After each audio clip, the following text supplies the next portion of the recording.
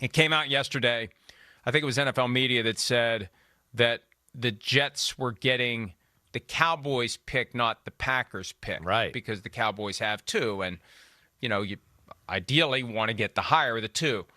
I was told not long after that. Yeah. The Jets get the higher of the two. They get the higher of the That's two it. picks. So if the Packers fall apart,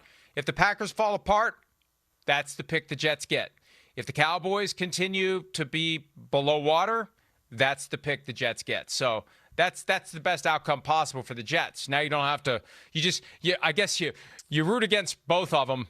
You want them both to be bad to get the highest possible pick, but it's not like you're locked into one or the other. So that's a good outcome for the Jets. Yeah, it's an incredible outcome. I mean, it's set up for them to really, with this new regime, get the kind of guys and like we saw again. I go back to Detroit, where, they've molded the team around people that Chris Spielman and Dan Campbell like and think will take to their coaching and their culture and biting kneecaps and do all that. And that's where Muji and Aaron Glenn now have a blank canvas to do this type of stuff. Yes, on top of this too, right? This is the word on the street that the 2027 draft is supposed to be loaded. So the fact that the Jets will have 3 first-round picks for that, the fact that the Jets will have 2 for the 2026 draft, is there a quarterback that comes out? Maybe they're picking number 3. Let's say the Tennessee Titans are at number 1 again. Oh, wait, there's a quarterback there. We can trade to number 1 and definitely get that guy. I mean, they got the assets now to do whatever they want for their football team. And I think that's what every new head coach and GM wants, where they just go, wait, I don't have to worry about the old regime. I got these picks, and hopefully the owner lets me, make this team into what I see the vision as here and gives me enough time to do that, and hopefully that does happen here. But the Jets are set up pretty damn good.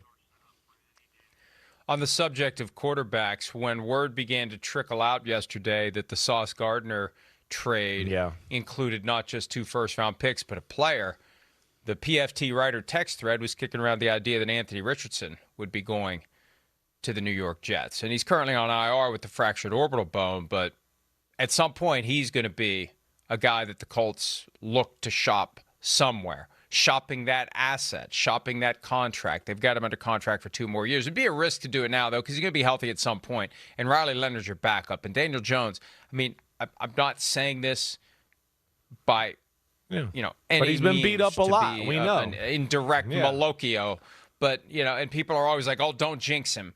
But I mean, it's football. Guys get injured all the time, and he's been injured multiple times. Right. And I still remember him getting blown up by Matthew Judon week 1. And I talked to him after the game. He's like, "Dude," he's like, "Yeah, I know. I can't take hits like that." And he's avoided it for the most part. But you got to have somebody ready to come in. But my point is, the Jets need a quarterback, and they've got to be scouring right now because Justin Fields isn't the answer. Tyrod Taylor isn't a long-term answer, and they'll have the ammunition and maybe get that guy. To get that guy that, I mean, when's the last time the Jets had a true franchise quarterback? Ken O'Brien. They had Brett Favre for a little cup of coffee. The thing with Aaron Rodgers didn't work out. I mean, Vinny Testaverde. Ken O'Brien, Joe Namath, Vinny Testaverde. Yeah, but they're not. And I think that, well, Look at if you're the Jets right now, look at what the Patriots have. Look at what they did. I think the best thing to do is get a young guy who pans out. Right. Not find some guy halfway through his career or in the and back. Then hope you can turn him the around. Back 9, but he's in extra holes. Right. Let's get a guy who comes in, but that's a problem. They'll screw him up.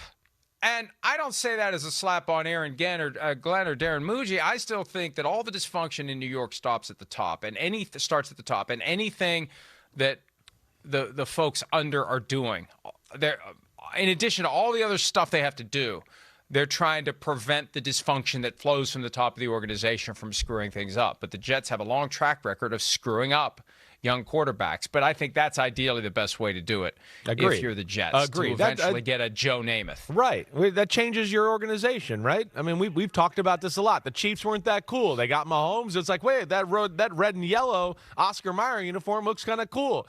Man, that Bengals uniform, man, that thing stinks. They got to change that. What? Joe Burrow's there. Damn, the Bengals are kind of cool. Josh Allen and the Bills, like you're saying it right, 100%. Jaden Daniel and the Commanders. I mean, it goes on and on. I think that's the way to do it. If you really want to build a culture and get an aura about you, yes. That's Jared Goff's story about going to another team and, you know, and like reinvigorating his career. Those are outliers. That's an outlier story. That's a too much of a, you know, to me, of a what if, and I hope we get the right guy and it's the right situation. So, yeah, hopefully they can do it through the draft. Hopefully that's what they do there. But, like, within this, too, you know, not only the picks, but they get two players that have some potential. You know, Adonai Mitchell, who you talked about, the Colts guy, a receiver out of Texas, second-round pick, right? He's got talent. You know, and I think he was at a spot where, like, okay, yeah, probably is good to change, you know, the scenery a little bit. And they have three receivers there that are really good, so they can't get him on the field. But he can work for the Jets. And Mozzie Smith's got potential, too. So let's see where it goes. But, yeah, the Jets have set themselves up quite nicely at the trade deadline there. And, man, they're swimming in the riches right now. Hi, it's Mike Florio. Thanks for watching PFT on YouTube. Hit subscribe for the latest news and analysis from Pro Football Talk.